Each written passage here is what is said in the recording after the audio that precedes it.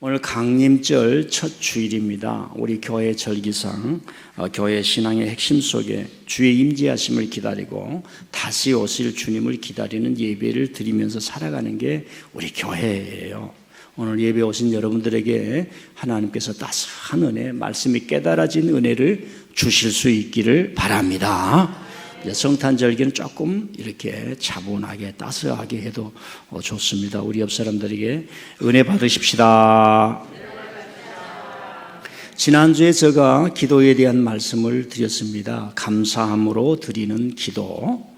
아무것도 염려하지 말고 오직 모든 일에 기도와 간구로 너희 구할 것을 감사함으로 하나님께 아뢰라. 그런 말씀입니다. 이 말씀을 하신 바울 사도는 지금 옥에 갇혀 있어요. 옥에 갇혀 있는데 아무것도 염려하지 말라고 말합니다. 그리고 온 마음을 다해서 감사함으로 하나님께 기도하라고 하는 거예요. 그러니까 이 말씀은 굉장히 수준 높은 말씀입니다. 초신자가 이해할 수 없습니다. 삶을 완전히 초탈한 자세에서 나오는 겁니다.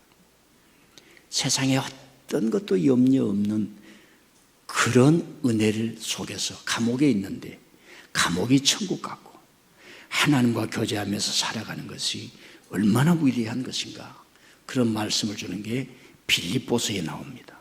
근데 오늘 말씀이 빌립보예요. 이 빌립보 교회는 누구를 통해서 역사했느냐? 여인을 통해서, 그리고 간수장이들을 통해서 옥문이 열려진 것을, 옥문이 이렇게 깨어지고 부서지는 그런 체험을 했던 사람들이 빌립보 감옥의 초대 성도들이었던 겁니다. 지난주에 제가 이런 말씀을 했습니다. 제가 서울에 그런 수영장에서 수영을 못한다고. 왜? 어렸을 때 개헤엄만 쳤으니까. 기도도 배워야 된다, 그런 말씀을 했습니다. 다 기도할 수 있지만 기도가 깊어지려면 배워야 된다. 기도는 우리를 극한 기쁨으로 인도한다. 복락의 기쁨으로 인도한다 하는 말씀을 제가 드렸습니다. 지난주에 제가 부목사님과 함께 어느 가정을 신방을 했습니다. 집사님 부부 신방을 했는데 그 남자 집사님은 발 뒤꿈치 아킬레스라고 하는 그런 힘줄을 끊어져서 고생을 한 적이 있습니다. 그러니까 다리를 못 쓰니까 기부스를 하고 목발을 짚고 수개월을 다닌 거예요. 그런데 의사가 어떻게 얘기를 하냐면 나이 거의 50대 후반인 사람에게 영영이 회복이 불가능할 수도 있습니다. 남은 생애를 장애자로 살 수가 있다는 거지요. 그러니까 이분이 얼마나 충격을 받았겠습니까? 지금 당장 한 달에 수입이 들어와야 되는데 직장에도 나가지 못하지요. 직장이 사라지는 겁니다. 지금 대한민국에서 40대 50대가 됐는데 직장이 없으면, 대학교를 나왔는데 직장이 없으면 그것처럼 지금 가슴이 아픈 것이 없는 현실이 되었잖아요. 이분이 방 안에서 누워서 오고 가지도 못하고 천장만 쳐다보면서 평생에 불구자로 살아야 되는 거, 얼마나 천갈래 만갈래 마음이 찢어졌겠습니까? 그런데 이분은 그때에 목발을 짚고 새벽에 다른 사람의 차를 타고 계속 새벽 기도에 오는 거예요. 하루도 빠지지 않고 새벽 기도를 오는 겁니다. 지금은 그분이 회복이 되어서 직장 생활을 하면서 정식으로 출근을 하고 가장 어려운 사람을 돌보는데 자기 어려울 때를 생각하니까 이건 아무것도 아닌 것처럼 여겨지는 거예요. 그분이 이런 얘기를 하며 되돌아보면 하나님은 때로는 넘어지게 하시고 무너지게 하시고 다리도 불러지게 하시는데 자기를 기도의 자리로 초대했다고. 몸이 나와서 직장을 가질 수도 있지만 그때 기도하지 않고 목발을 들고 계단 한번 내려갈 때 삐끗하며 넘어질 수 있는 그런 것인데, 그때 제가 기도하지 않았으면 지금 나의 삶을 되돌아보아 감사합니다 하는 기쁨이 있을까? 이런 생각을 했다고 저에게 말씀을 했습니다. 가만 되돌아보면 기도도 하나님이 우리를 인도해야만 가능합니다. 근데 통계적으로 보면 하나님이 기도로 인도하는데 게으르고 무시하고 무관심하고 도망간 일이 더 많습니다. 지금은 뭘 잘하냐 못하냐 간단합니다. 통계로 끝나는 겁니다. 주일 몇 번 나오는가? 하나님 앞에 헌신을 어떻게 하는가? 훈련과 교육에 몇 번 참여하는가? 통계로 다 우리의 성품과 인격과 신앙의 정도를 다 알 수가 있습니다. 자, 제가 오늘 또 기도에 대한 설교를 합니다. 설교자로서도 이런 생각을 해봐요. 기도에 대한 저의 설교가 성도들에게 도움이 될까? 기도에 대한 설교를 성도들이 갈망할까? 우리 여기 목회 지망생들도 있고 목사님들도 있고 그렇습니다만은 한국에서 목회를 하면 이제 저는 이렇게 되면 좀 도움이 되겠다 하는 게 있어요. 기도와 자기의 심장과 몸과 일치가 돼야 되는 거예요. 제가 미국에 갔는데 제가 놀란 게 있어요. 미국 목사는 아무것도 안 가져요. 다 이렇게 하나 가지고. 그걸 가지고 어렸을 때부터 말을 얼마 전에 Today's preaching the subject, 이렇게 오늘 설교의 제목은 뭡니다? 바울의 선교 전이에 대해서 말씀합니다. 우리는 바울이 많은 선교를 했는데 First, 바울은 감옥에 가는 선교를 했습니다. Second, 바울은 혼자 선교하는 거니까 여러 사람과 함께 했습니다. Third, 그는 선교를 멈추지 않았습니다. 끝까지 로마까지 갔습니다. 이걸 쫙 말을 들으면 환상적이야. 근데 한국에는 그렇게 안 통하는 거예요. 설교하는 목사님이 그 설교의 내용과 하나가 돼야 돼요. 애간장이라고 해요. 애간장. 애간장이 녹아야 성도들이 설교를 듣는 풍토가 한국이에요. 기도로 살지 않으면 목회가 불가능한 것이 한국교회란 말입니다. 사랑하는 성도 여러분, 목사님의 기도에 대한 설교가 여러분들에게 도움이 됩니까? 오늘 목사님이 하나님께서 목사님을 통해 들려준 저 기도의 설교가 우리에게 필요하다. 더 해줘요. 기도 너무 중요해요. 그 이전의 성경을 펼쳐보면 왜 바울 사도는 성령 안에서 기도하세요. 쉬지 말고 기도하세요.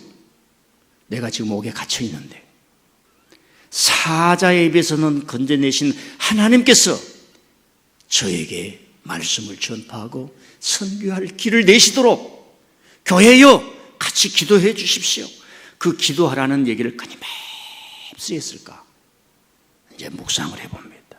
오늘 말씀은 우리가 다 알다시피 교회를 좀 다니다 하면은 빌립보 지역에서 일어난 이야기입니다. 빌립보 지역이 어딘지 한번 사진을 올려주세요.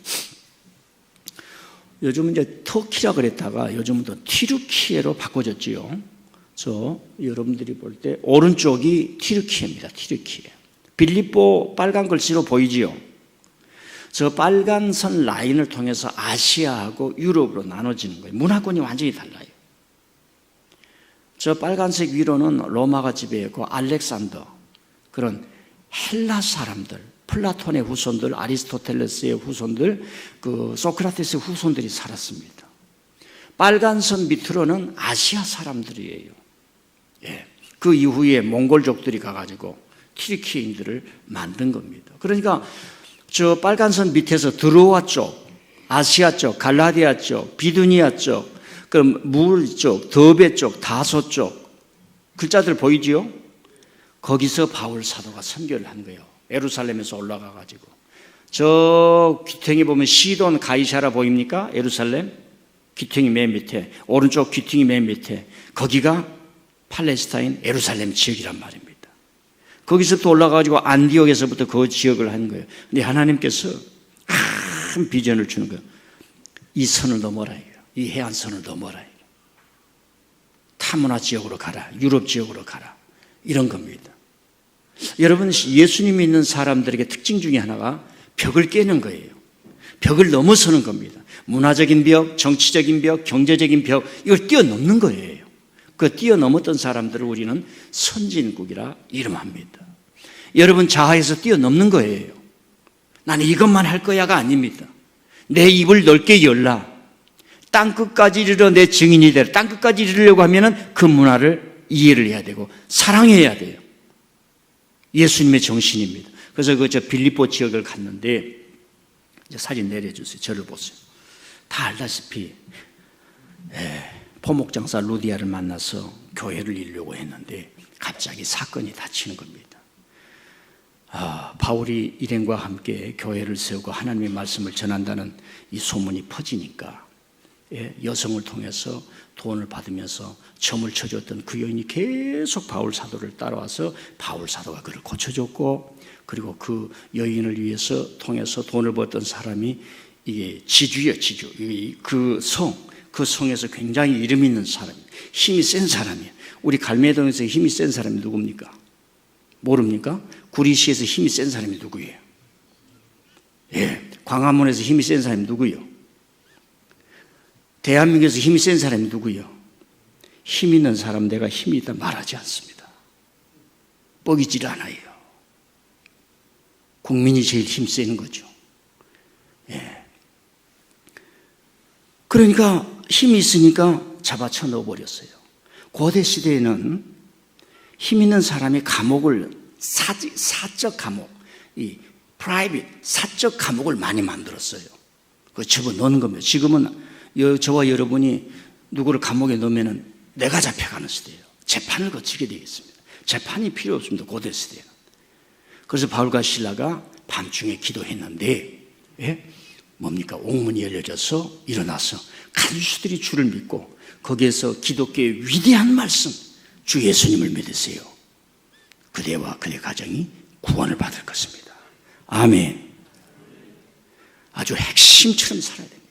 영접하는 자 곧 그 이름을 믿는 자들에게 요한복음 1장 12절과 동일한 말씀, 그 위대한 영감의 말씀이 여러분이 얻어맞고 기도하고 그런 현장에서 나오는 거예요. 하나님의 영감은 하나님의 사역에 동참해보고 전도도 해보고 같이 참여해보고, 목사님은 여러분들이 하나님을 체험하라고 이렇게 제시하는 겁니다. 거기 참여해볼 때 영감이 오는 거예요. 저 같으면요, 소매 거들고 이 자식들 말이야, 나의 몸을 이렇게 만들어서 착고를 채워서 너 이리 와봐, 간수들 막 때려 팼을 거 아닙니까? 저 같으면 여러분들은 어떻게 했겠어요? 그러니까 이분들의 감옥에서의 영성의 차원이라고 하는 우리가 좀 달라요. 나를 때렸지 괜찮아. 나를 얻어팼지 괜찮아.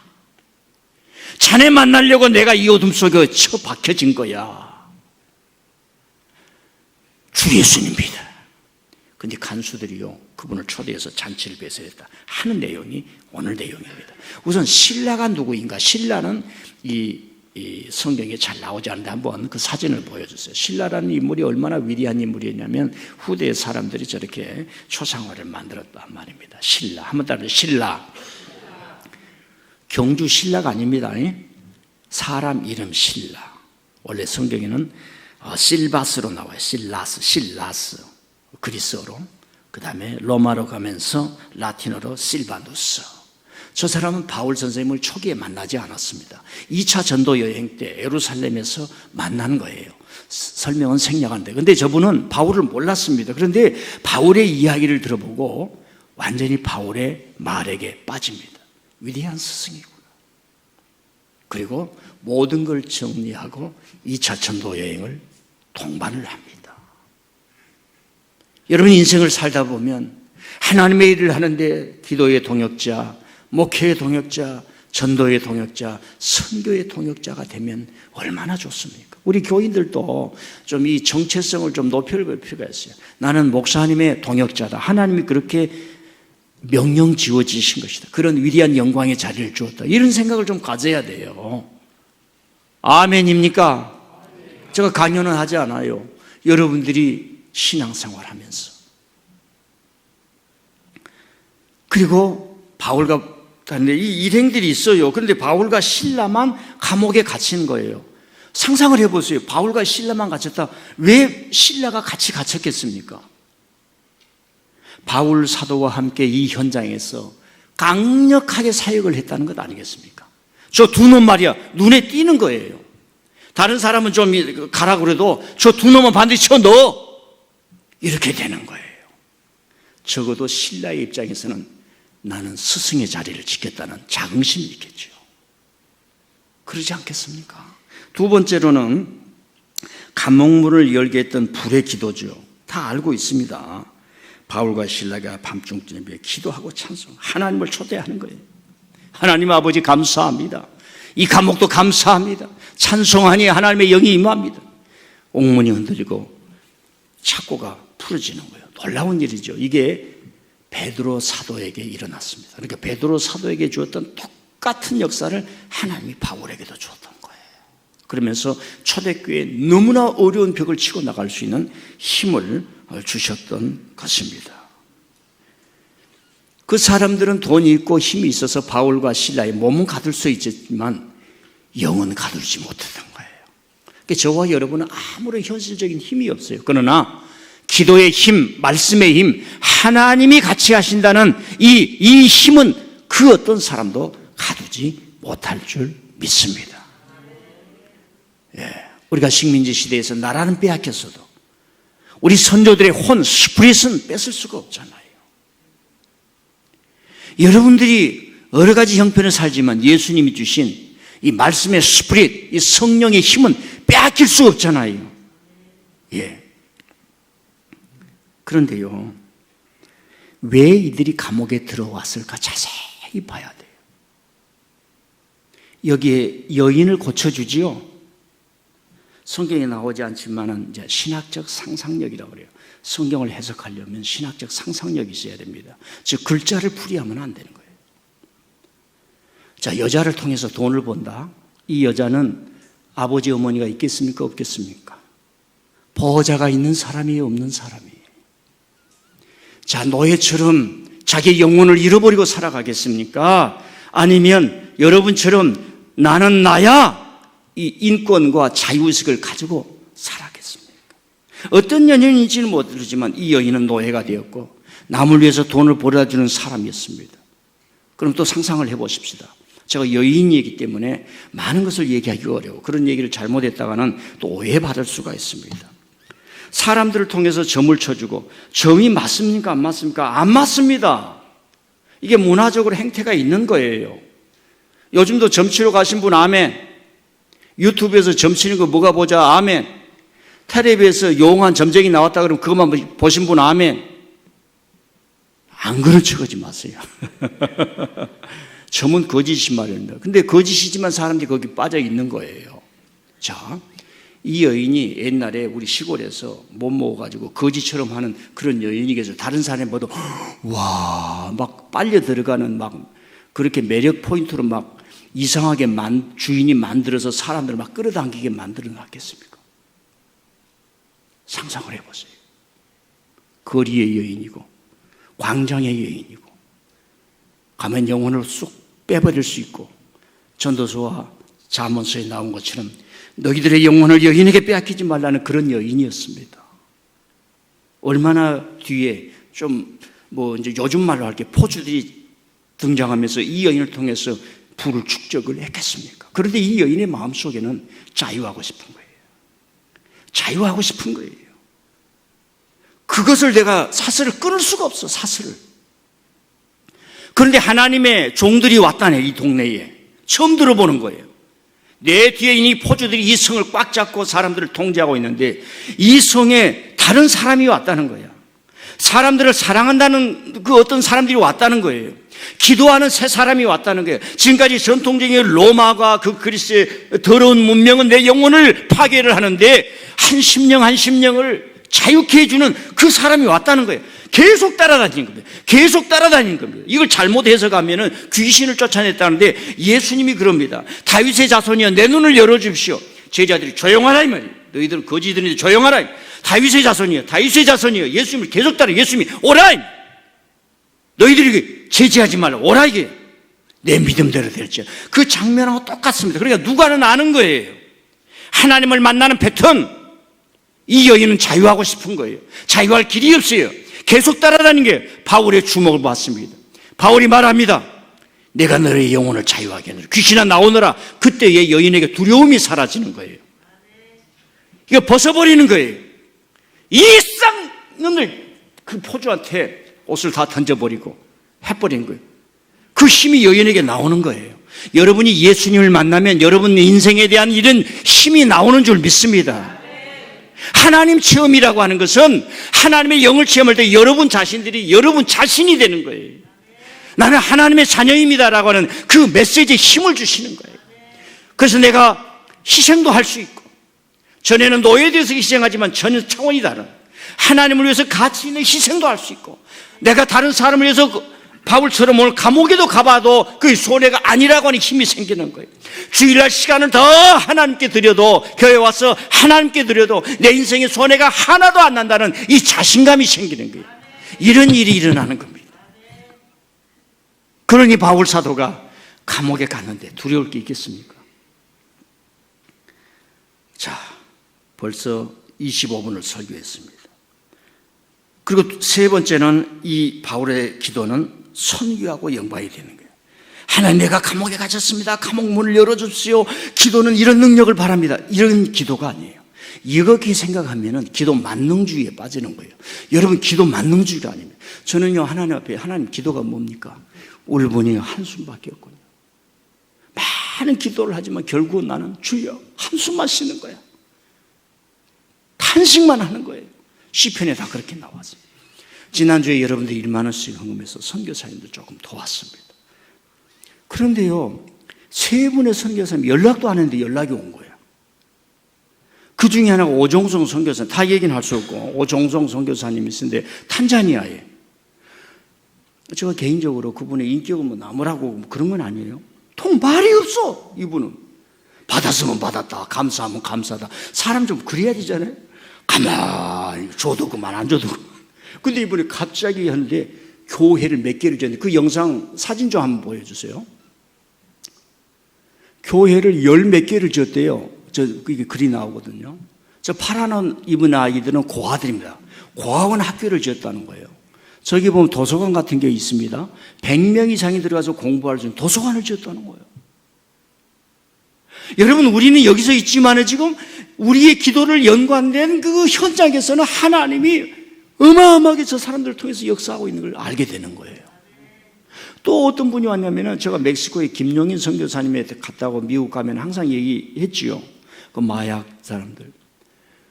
그분이 연락 오니 그 영상을 한번 대신 좀 올려주세요. 조금 듣고 갑시다. 안녕하세요. 멕시칼리에서 사역하고 있는 김용인 선교사입니다.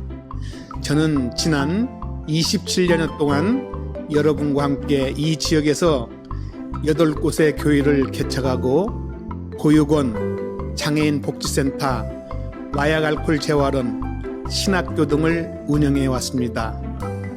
그러던 중 지역 주민들의 생활 환경이 매우 힘들다는 것을 보고 예수 공동체 마을을 건설하기로 결정하였습니다. 7, 8년 전부터 3에이커의 토지를 구입해서 현재 13채의 주택과 예배당, 교육관, 식당, 진료실, 미장원, 어린이 놀이터 등을 건축했습니다. 또한 약간 떨어진 시범 농장에서는 대추 야자를 심고 청계 사육도 시작하였습니다. 선교지를 방문하셨던 분들은 아시겠지만 이곳은 전기와 상수도, 하수도, 가스가 없는 곳입니다. 이 문제를 해결하기 위해 자체적으로 대형 전선주 17개를 세워서 전기를 끌어왔습니다.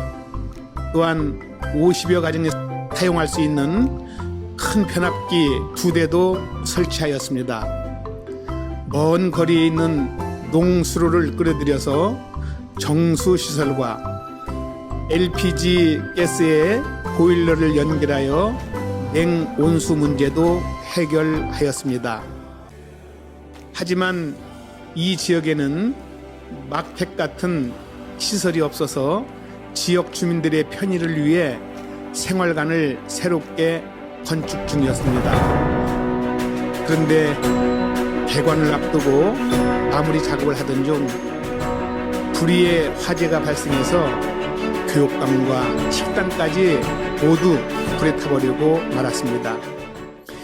수년 동안 지역민들의 희망과 꿈, 그리고 여러 성도님들의 정성어린 헌금으로 이루어진 이 모든 것이 불과 30여 분 만에 잿더미로 변하는 것을 보니까 가슴이 미어지는 절망감이 들었습니다. 그럼에도 불구하고 현장에서 작업하던 모든 인부들이 무사하다는 사실에 감사함과 안도감을 느낄 수 있었습니다. 하지만 아직도 마음 한구석에 상실감과 절망감이 소용돌이치는 가운데 다음날 아침 현장에 도착해보니 근처에 살고 있던 주민 20명이 자발적으로 잿더미를 치우고 깨끗하게 청소하는 모습을 볼 수 있었습니다. 그 순간 절망의 어둠 속에서도 새벽이 태양이 떠오르고 있다는 사실을 깨달을 수 있었습니다.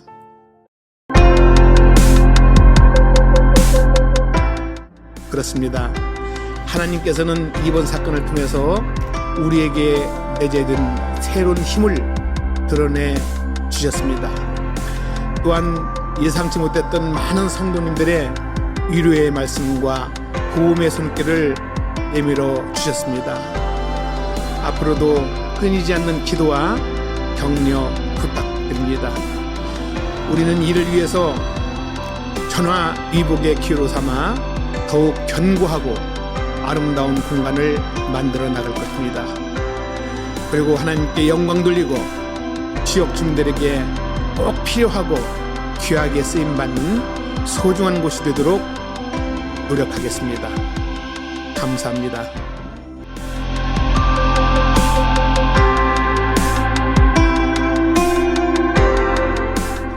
김영희 성회님 나이가 70이 넘었는데 참 저도 못할 일인데 당장 전달하니까 지난 한 해는 절망과 좌절에 힘이었다는 거예요. 산소 때마다 불꽃이 피어가지고 다 타버린 거예요. 7년 동안을 저렇게 하고.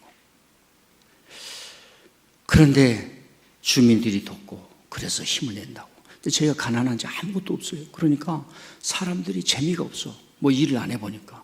마약에 손을 대 마약이 담배값보다 싸요. 그냥 주니까. 여러분 어찌하든지 담배, 술, 마약 손대지 마시길 바랍니다. 저 뒤에 두 분 있어요. 담배, 술, 마약 안 돼요. 그러니까 여러분들이 고독 속에 취하면 갑니다. 그러니까 자꾸 교회를 나와야 돼. 교회 자꾸 씻어져야 돼. 영적인 목욕탕에 와서 다 씻어야 할 줄 믿습니다. 마지막으로 한 가지만 말씀드릴게요. 기도는 하나님의 영광에 이르게 합니다. 땅의 것을 천국의 것으로 바꾸고 속된 것을 거룩한 것으로 바꾸는데 기도 안에 있어요. 기도하는 순간 하나님의 더 큰 임재와 더 밀도 깊은 임재를 느끼게 됩니다.